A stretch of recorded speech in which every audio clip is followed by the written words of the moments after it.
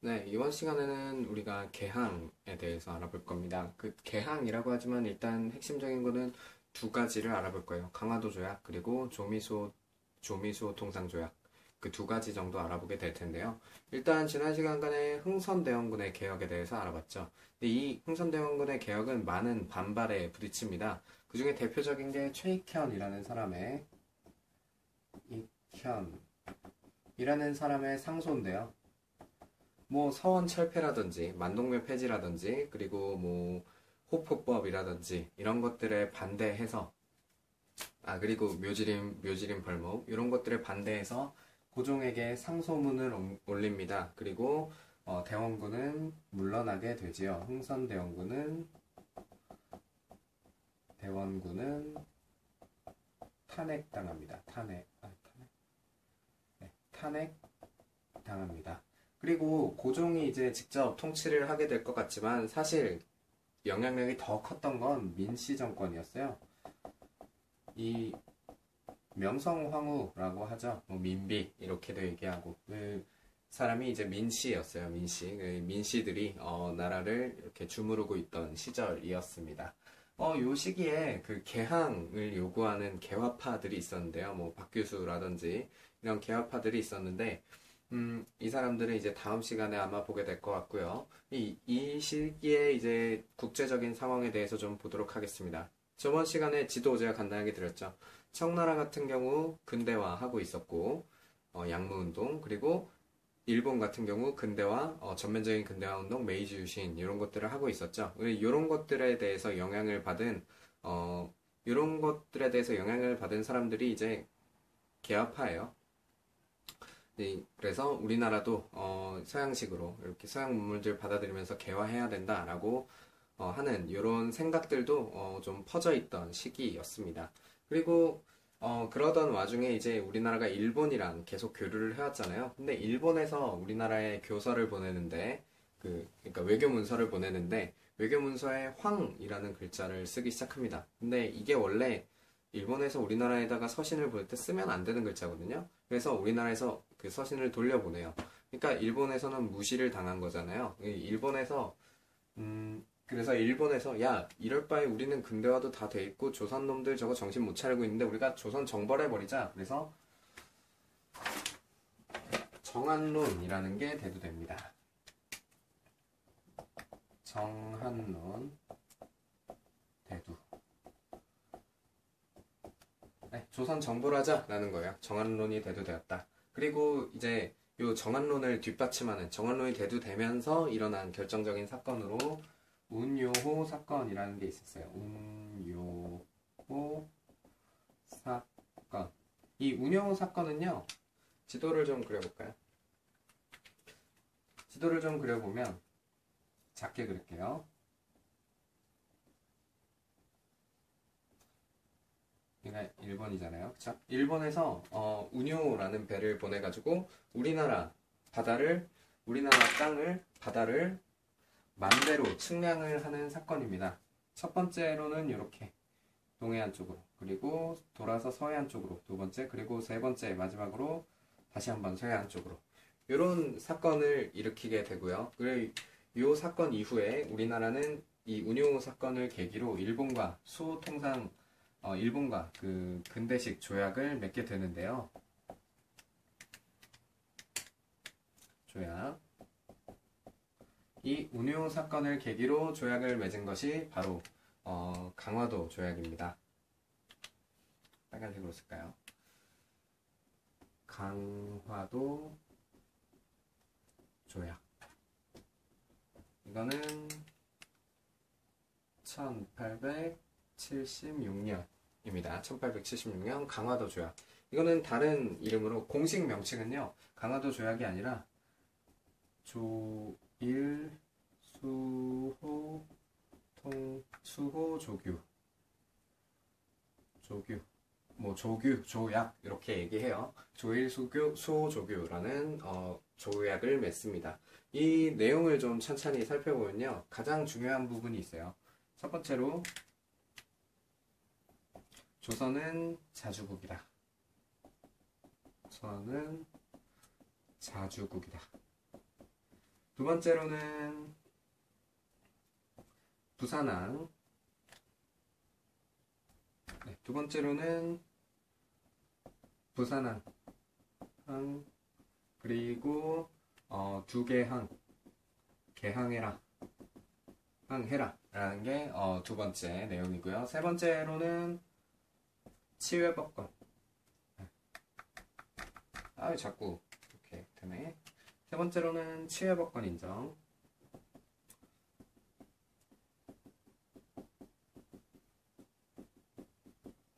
그리고 네 번째로는 해안 탐사.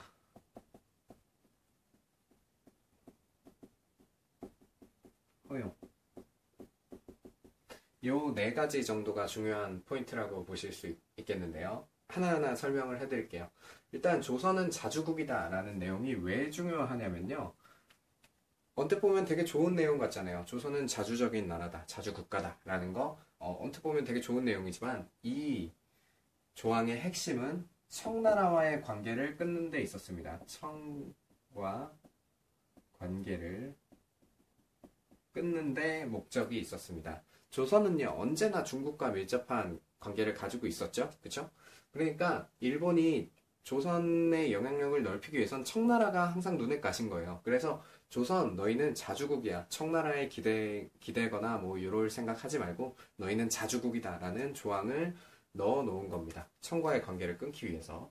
두 번째 같은 경우는 이 부산항 그리고 두 군데 항구를 개방해라 라는 이야기를 하는데, 그래서 80년에 원산을 개항하고요. 그리고 인천을 83년에 개항을 하게 됩니다. 근데 목적이 있어요. 부산항 같은 경우는 여기 일본이랑 가깝잖아요. 일본이랑 가까우니까 경제적인 목적이 있었고요. 원산 같은 경우는 이 동해안에 있단 말이에요. 동해안에 있으니까 러시아를 견제하는 군사적인 목적을 가지고 있었고, 인천 같은 경우는 서울이랑 코앞이잖아요. 그래서 이건 정치적인, 조선을 압박하기 위한 정치적인 목적을 가지고 있었다. 그래서 일본이 지금 되게 계산을 많이 하고 들어온 겁니다. 그리고 세 번째는 치외법권을 인정한다. 이거는 뭐 영사재판권이라고도 하는데요. 치외법권이라는 건 뭐냐면요, 우리나라에서 일본인이 범죄를 일으켰을 때 일본 재판관에 따라서, 일본 법에 따라서 처벌하는 조항입니다. 일본인이 우리나라에서 범죄를 일으켰는데 우리는 처벌할 권리가 없고 일본 사람들이 처벌하게 되는 거죠. 그러면은 아무래도 팔이 안으로 굽으니까 정당하게 처벌했겠어요? 아니겠죠. 이건 불평등 조약의 그 요소를 보여주는 것이다. 해안 탐사를 허용한다. 이것도 군사적인 목적이에요. 배를 정박시키거나 아니면은 교전을 한다거나 할 때는 요 지형을 잘 알고 있어야 되잖아요. 그래서 그런 군사적인 목적에서 해안 탐사를 허용해라 라는 조항을 삽입을 합니다. 그리고 이 조일수호조규에 더해서 그 부록 같은 것들이 딸려와요. 부록. 그러니까 조약을 한 번 딱 맺는 것이 아니라 그거를 뭐 수정하는 과정도 있고, 그리고 추가적으로 조항을 붙이는 작업도 하게 되는데요. 그래서 이 조일수호조규에 더해서, 강화도 조약에 더해서 두 가지 조약이 더 맺어지는데요. 첫 번째는 조일통상장정이고요. 두 번째는 조일수호조규 부록입니다. 조일수호조규 부록. 근데 요 두 가지 이제 부록 같은 거예요. 둘 다. 이제 요 조항들에 대해서 또 설명을 드리자면, 조일통상장정은 경제적인 건데요. 이거는 세 가지를 얘기할 수 있어요. 세 가지. 첫 번째는 무관세. 그리고 두 번째는 무제한 곡물 유출. 그리고 마지막은 무항세. 이렇게 세 가지를 얘기할 수 있겠는데요. 그래서 삼무라고도 해요. 삼무. 이 무항세라는 건 항구를 사용하는 이용료를 내지 않는다라는 거고요. 그리고 우리가 좀 자세히 봐야 될 건 요 두 가지예요. 무관세, 무제한 곡물 유출. 요거 두 가지 정도 되는데요. 무관세. 관세라는 건요. 예를 들어서 우리나라에서 1,000원짜리 원가가 1,000원인 물건을 수입한다고 칩시다. 원가가 1,000원인 물건을 수입하는데 그러면 우리나라에서 원가 이렇게 얘기하지 말고요. 만약에 제가 책을 한 권 우리나라에서 책을 한 권 미국으로 수출해야 된다라고 치죠. 책 말고 뭐로 하지? 쌀로 합시다. 쌀. 자, 제가 외국에 수출을 해야 된다라고 생각을 해볼게요. 근데 요 쌀을 수출할 때 세금을 내는 거예요. 세금. 그래서 쌀의 원가가 만약에 1,000원 정도 된다면 제가 여기서 100원 정도의 세금을 내는 겁니다. 요 100원을 관세라고 하는 건데요. 만약에 이 관세가 중요한 이유는 봅시다. 제가 수출해야 되는 나라에서 쌀이 생산이 되고 있어요. 근데 여기는 원래 쌀이 1,050원이야. 1,050원. 관세 없이 1,050원이란 말이에요. 그러면은 제가 1,000원짜리 쌀을 들여오면 이 관세가 만약에 없으면 제가 1,000원에 팔면 되잖아요. 그러면은 1,050원인 이 쌀이 밀리게 되겠죠. 가격에서. 그러니까 그 나라의 산업을 보호하기 위해서 100원이라는 관세를 수입품에 붙이는 겁니다. 그러면은 이 쌀은 총 1,100원이 되고 이 쌀은 그대로 1,050원에 팔게 되니까 국내 상품의 경쟁력이 계속 유지될 수가 있겠죠. 요게 이제 관세의 역할인데 조일통상장정에서는 일본 물건에 관세를 붙이지 않겠다라는 이런 굉장히 엄청난 이런 조항이 들어가 있습니다. 그리고 무제한 곡물 유출. 우리나라의 이제 쌀을 보호하기 위해서 어느 일정 양이 되면 수출을 막아야 되는데 일본으로 수출할 때는 무제한으로 양에 상관없이 무제한으로 수출하게 되는 이 두 가지 엄청난 조항이 들어가게 됩니다. 정말 불평등한 거예요. 진짜 불평등하죠. 그리고 조일수호조교 부록에서는 두 가지 정도가 있겠는데요. 첫 번째 같은 경우는 이제 간행이정, 행이정, 심리. 이 간행이정이라는 건 뭐냐면요. 일단 땅을 하나 그려볼까요?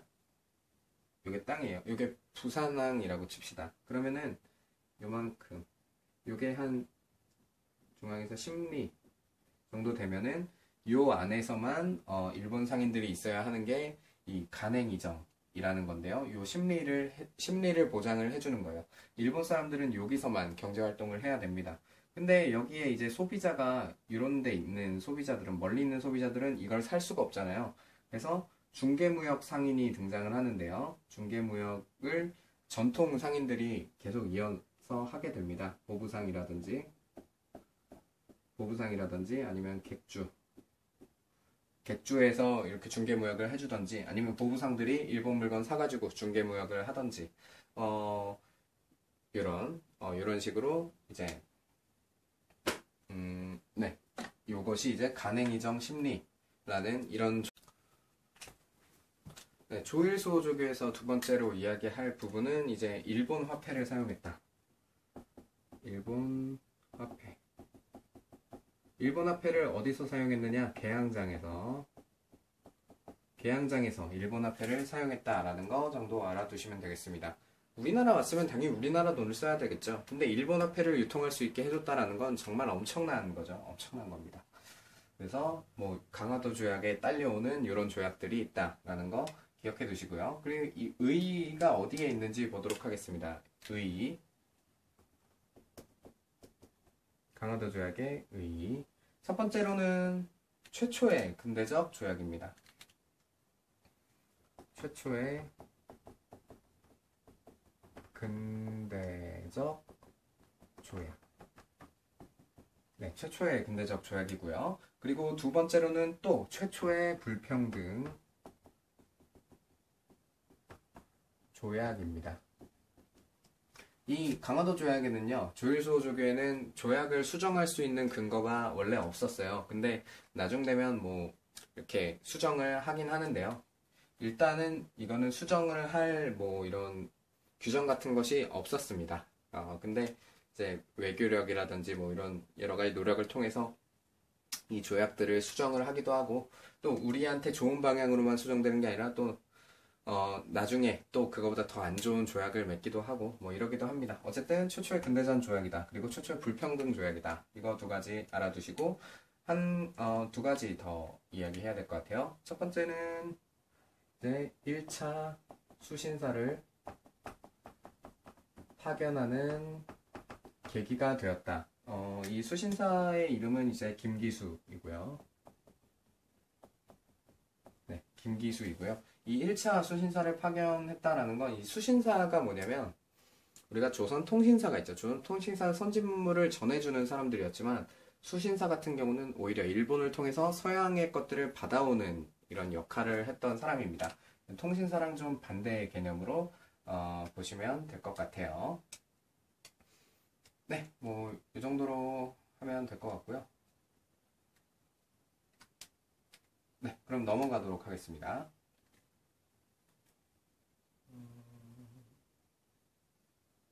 자, 이가 이제 최초의 근대적 조약이 이 강화도 조약이라면요. 최초로 서양 세력과 맺은 서양 열강과 맺은 최초의 조약은 이제 조미수 통상 조약입니다. 조미수 통상 조약.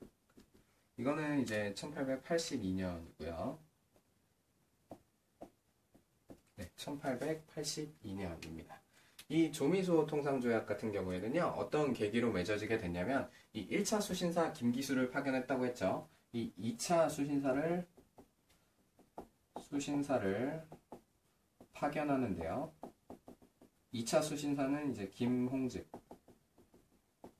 네. 근데 이 김홍집이라는 사람이 일본에 가서 청나라 사람을 만나고 청나라에서 그 조선에 관련된 책을 썼는데요. 그 책을 접하게 됩니다. 그것이 조선 책략인데요. 이 조선 책략이라는 걸 한국으로 들고 오게 되는데 이 조선 책략의 내용은 무엇이냐면 미국과 연합해라.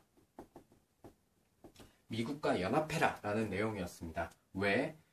이 지도에 보면 이쪽에 지금 러시아랑 접견하고 있었죠. 대원군 때 러시아를 견제하기 위해서 프랑스를 끌어들이려다가 실패했잖아요. 근데 이제 러시아를 견제하려면 조선 너네는 미국이랑 연합해야 돼 라는 내용으로 책을 쓴 겁니다. 그게 조선 책략이에요.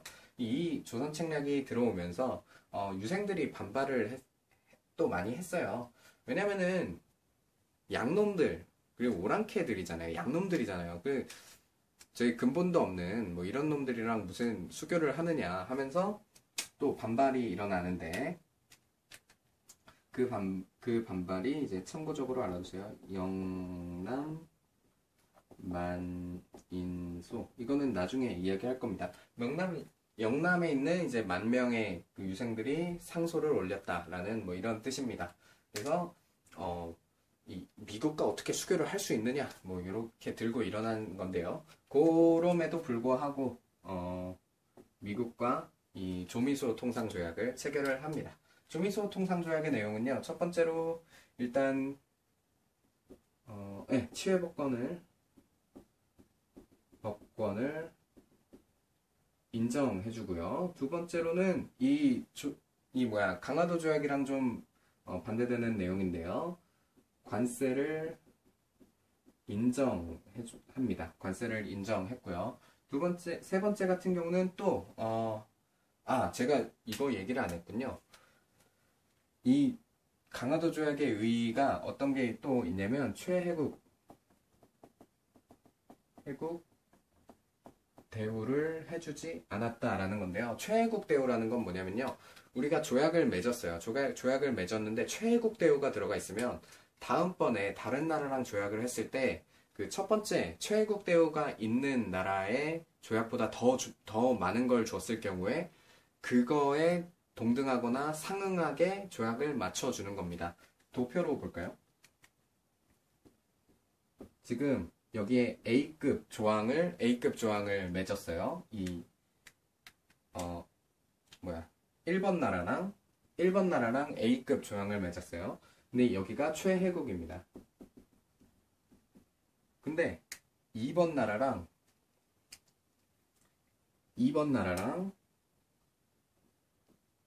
S급 조항을 맺었어요. S급 조항. S가 더 높은 거죠. 스페셜이니까.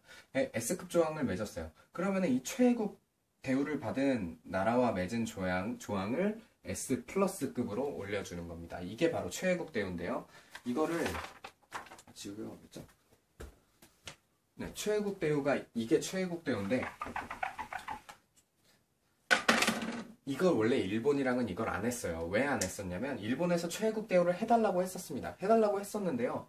그 딱 보니까 조선에서 이거를 이제 맺어줄 이유가 없었어요. 왜냐면은 사실 조선은 일본이랑 조약을 맺을 때 이걸 근대적 조약이라고 생각하고 맺은 게 아니라 그냥 저 외놈들 또 난리치는구나 그냥 맺어주자 라는 의미로 맺어준 거였기 때문에 최혜국 대우 조항을 달라고 했을 때 조선에서는 야 이런 거 필요 없어. 왜냐면은 우리는 너네랑만 조약 맺을 거야. 그 다른 나라랑은 조약 안 맺을 거야. 뭐 이런 식으로 얘기를 해서 최혜국 대우 조약을 뺀단 말이에요. 근데 미국이랑 조약을 맺을 때는 최혜국 대우가 들어갑니다.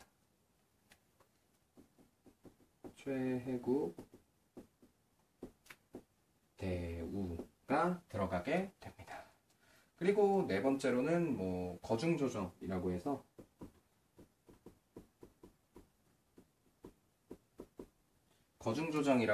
이제 조선에 무슨 문제가 생겼을 경우에 미국에서 도와준다라는 이런 조항인데요. 이 거중조정은 미국에서 안 지켜요. 네, 안 지킵니다. 조선이 너무 힘이 없으니까 뭐 보복할 수도 없고 그러니까 거중조정은 지키지 않습니다. 네, 조미소통상조약의 내용은 뭐 이 정도로 보시면 될 것 같고요. 조미소통상조약의 의의는 서양 프란티고 쓸까요? 서양 열강이라고 썼네. 서양 열강과의 최초 조약 뭐 이런 의의가 있겠습니다. 네, 이번 시간에는 강화도 조약 그리고 조미소 통상 조약에 대해서 봤는데요. 이 강화도 조약 같은 경우에는 일본에서 우리나라에 영향력을 미치기 위해서 조선을 정벌하기 위해서 굉장히 머리를 많이 쓴 조약입니다. 그리고 또 최초의 근대적 조약, 그리고 최초의 불평등 조약이라는 의미를 가지고 있고요.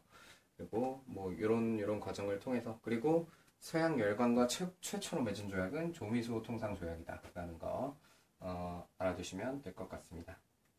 네, 여기까지 하도록 하겠습니다. 다음 시간에는 이제 개화파에 대해서 본격적으로 알아볼 거고요. 그리고 시간이 된다면 뭐 이모군란까지 볼 수 있으면 좋을 것 같네요. 네, 수고하셨습니다.